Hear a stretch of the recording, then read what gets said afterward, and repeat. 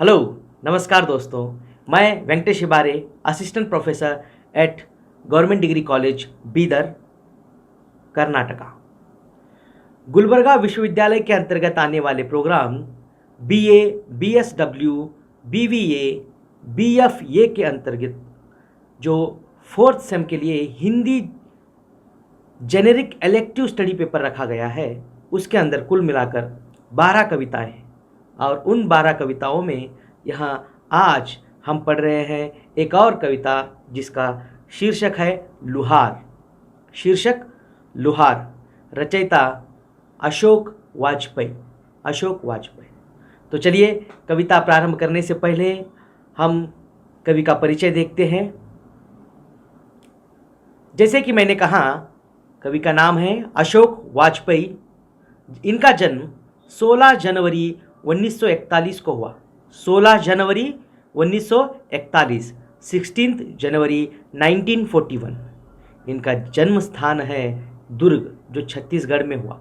छत्तीसगढ़ आता है ना, वहाँ पर दुर्ग कहकर एक गांव आता है, वहाँ पर इनका जन्म हुआ।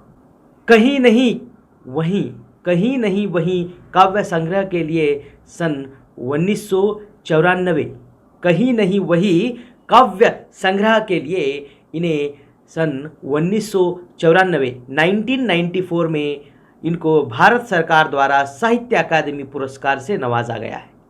भारत सरकार द्वारा साहित्य अकादमी इन्हें प्राप्त हुई है 1994 1994 में, कहीं नहीं वहीं शीर्षक के इस काव्य संग्रह के लिए।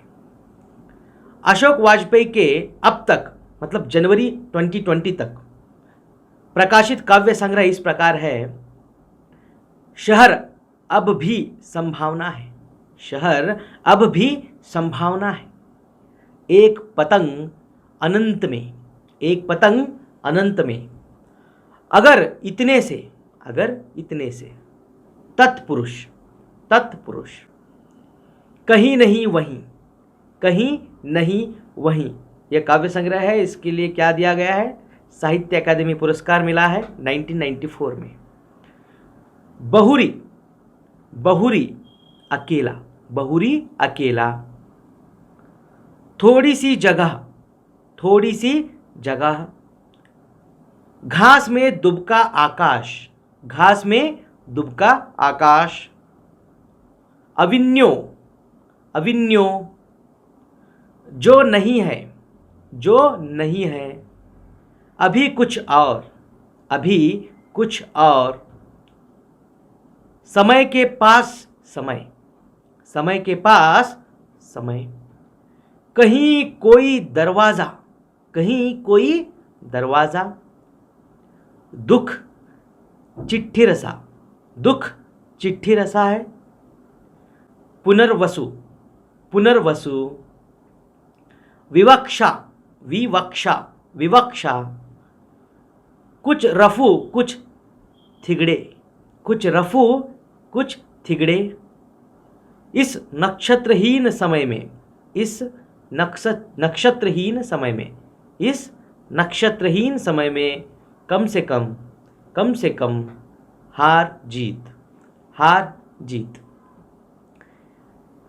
काव्य संकलन प्रतिनिधि कविताएं, काव्य संकलन है प्रतिनिधि कविताएं, प्रतिनिधि कविताएं। कवि ने कहा, और एक शीर्षक है कवि ने कहा। तीसरा, खुल गया है द्वार एक, खुल गया है द्वार एक। अब हम कविता देखते हैं। लुहार, कविता का शीर्षक लुहार। कुछ एक बहुत ही महत्वपूर्ण शब्दार्थ इस प्रकार है। सुर, सुर अर्थात देवगण, देवता लोग, सुर देवता, असुर राक्षसगण। सुर देवता, असुर राक्षसगण, राक्षस लोग। कविता देखिए। मैं जानता हूं कि मेरी भट्टी में भले एक छोटा मोटा ज्वालामुखी सा उमड़ता है। मैं जानता हूं कि मेरी भट्टी में भले एक छोटा मोटा ज्वालामुखी सा उमड़ता है। जब पिघला हुआ लाल लोहा मैं किसी सांचे में उंडेलता हूं, तो वहां उस लावे का हिस्सा नहीं है जो इस सदी में सुरों या असुरों ने नहीं, आदमी ने आदमी की दुनिया पर सैकड़ों बार बहने दिया है। वहाँ उस लावे का हिस्सा नहीं है जो इस सदी में सुरों या असुरों ने नहीं, आदमी ने आदमी की दुनिया पर सैकड़ों बार बहने दिया है। लोहार इस कविता में कवि लोहार का जो काम करता है, जो लोहारी काम करता है, उस लोहार को उदाहरण देकर यहाँ पर समसामयिक समस्या पर क्या है प्रकाश डालने का प्रयत्न करते हैं। समसामयिक जो भी समस्या है हम देखते हैं, जैसे कि आज हम देखते हैं आदमी आदमी के साथ किस तरह का बर्ताव करता है, किस तरह नफरत भरा उसका एक बर्ताव है, उसके अंदर दया करुणा इस तरह की कोई संवेदना हमें देखने नहीं मिलती। इस तरह आज एक मशीनी तरह का एक व्यक्ति बन गया है, आदमी मशीनी व्यक्ति बन गया है, उसके अंदर हृदय रहते हुए भी वह ठोस हो गया है, कड़ा हो गया है, पत्थर के समान हो गया है। उसके अंदर किसी और एक आदमी के लिए क्या है, किसी तरह की संवेदना दया करुणा दिखाई नहीं दे रही। यही बताते हुए कवि कहते हैं, मैं जानता हूँ कि मेरी भट्टी में भले एक छोटा मोटा ज्वालामुखी सा उमड़ता है।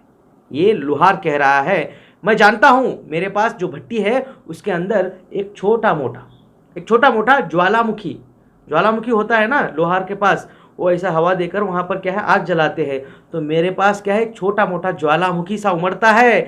जब पिघला हुआ लाल लोहा मैं किसी में सांचे में उंडेलता हूँ तो वहाँ क्या है उसका आकार ले लेता है। देखिए, लोहे से कोई भी चीज़ बनाने के लिए क्या करते हैं, भट्टी में उस लोहे को तपाते, खूब तपाने के बाद वहाँ लोहा पिघल जाता है।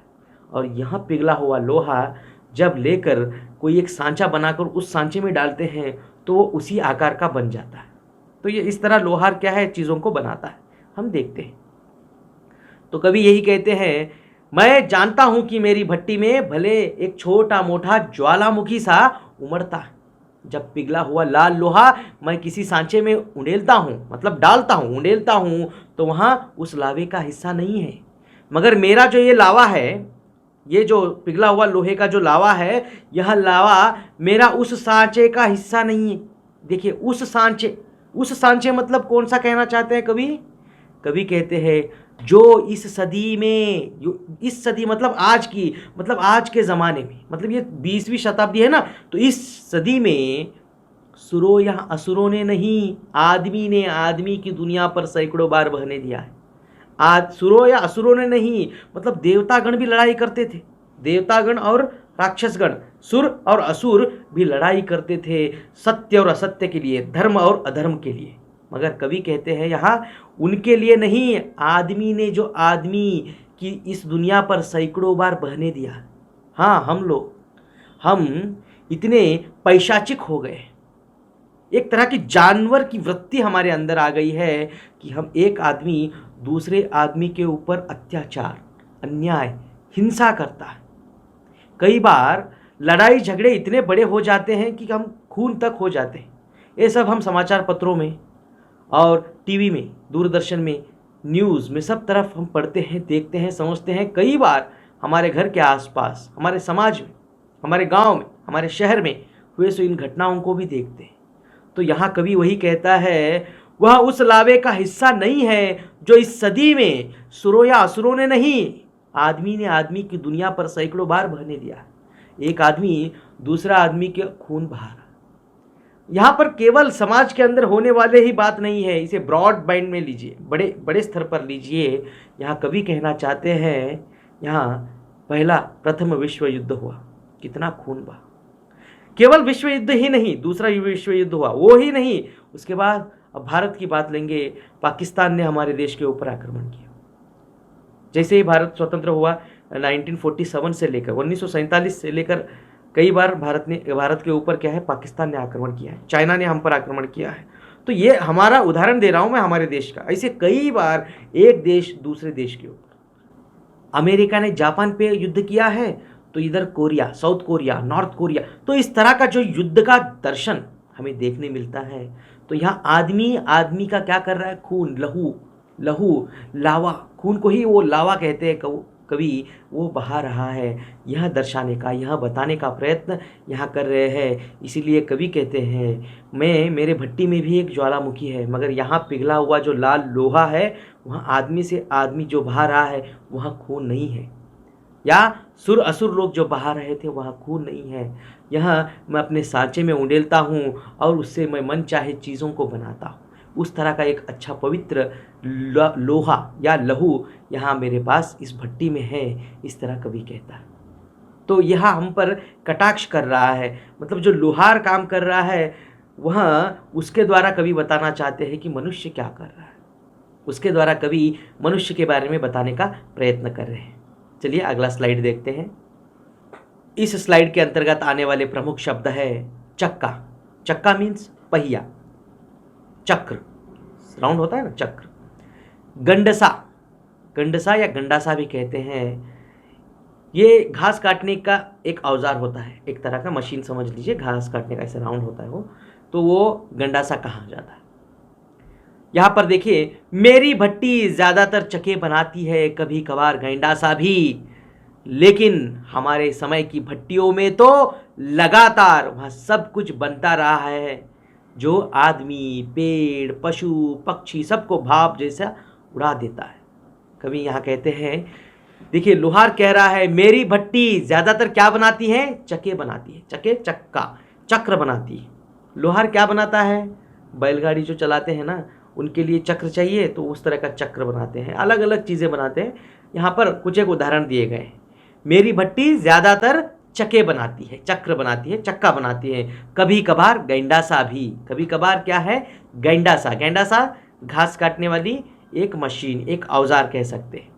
लेकिन हमारे समय की भट्टियों में तो लगातार वह सब कुछ बनता रहा है जो आदमी, पेड़, पशु, पक्षी सबको भाप जैसे उड़ा देता है। लेकिन हमारे समय की भट्टियों में, समय की भट्टियों में मतलब इस विश्व के अंदर क्या क्या बन रहा है, सब कुछ लगातार सब कुछ बनता जा रहा है जो आदमी, पेड़, पशु, पक्षी सबको भाप जैसे उड़ा देता है। आदमी जन्म लेता है, कुछ एक वर्ष रहता है, फिर चला जाता है। पेड़ उगता है, पौधा छोटा सा अंकुरित होता है एक बीज से, उसके बाद बड़ा होता है, बड़ा होता है, फिर वहाँ भी एक दिन मिट जाता है। पशु पक्षी वहाँ भी जन्म लेते हैं, एक दिन वहाँ भी चले जाते हैं, मिट जाते हैं, भाप जैसे उड़ा देता है, खत्म हो जाता है।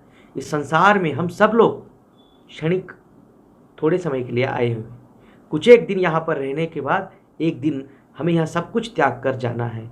फिर यहाँ क्यों हम आपस में लड़ते हैं कि मैं श्रेष्ठ हूँ, मैं बड़ा हूँ, तुम छोटे हो, कि तुम क्या है, कुछ भी नहीं हो, तुम तुच्छ हो। इस तरह की लड़ाई में हम अपने आप को, इस मानवता को शर्मिंदा कर रहे हैं।